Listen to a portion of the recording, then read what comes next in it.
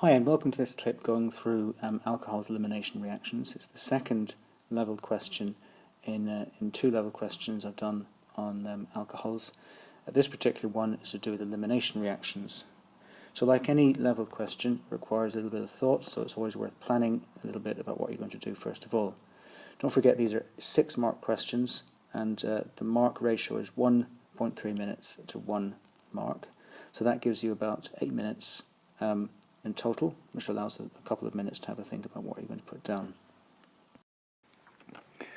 So the first thing to do is to visualize what elimination from an alcohol means. So I've done one version for primary alcohol and one version for secondary alcohol. So to keep things simple, I've used skeletal formula to represent my pentan-2-ol. Now considering we're removing water, obviously that OH will be removed, but also there'll be another hydrogen somewhere else that will be taken as well. So let's say that the two sites where OH and H will be removed are carbon number 2 and carbon number 3. There's actually two possible products you could get. Both would be pent-2-ene, but one would be the E isomer, one would be the Z isomer. But both of them would originate from having the OH removed from carbon number 2 and also a hydrogen from carbon number 3. If we now imagine the OH being removed and then a hydrogen from carbon number 1, that would give another product,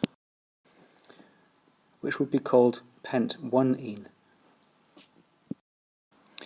So now what we've got to do is to try and put this down in writing so that we have actually written down what the examiner wants to see. It's all very well me sort of stating it on a video clip, but you want to see how it's actually written down to get the full 6 marks. So the first thing to say is that pentan-2-ol dehydrates to form pent-2-ene and pent-1-ene. And just to be on the safe side, it's worth stating that water is produced as a side product in each case. So in all cases, what happens is the hydroxyl group is removed together with a hydrogen atom from an adjacent carbon atom. If the adjacent carbon atom is carbon 3, you get a mixture of E and Z isomers of pent-2-ene.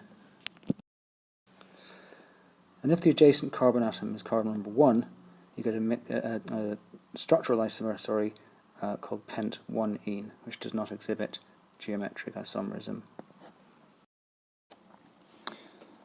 And just before we finish up, just to clarify, E and Z isomerism arises due to restricted rotation about the carbon-carbon double bond, and in pent-1-ene there's identical hydrogen atoms bonded to the same carbon atom of the C-C double bond, so therefore we don't get geometric isomerism in this particular case. Okay, so that takes us to the end of this clip. Thanks again for your time, and hope it was useful. Until next time, see you soon.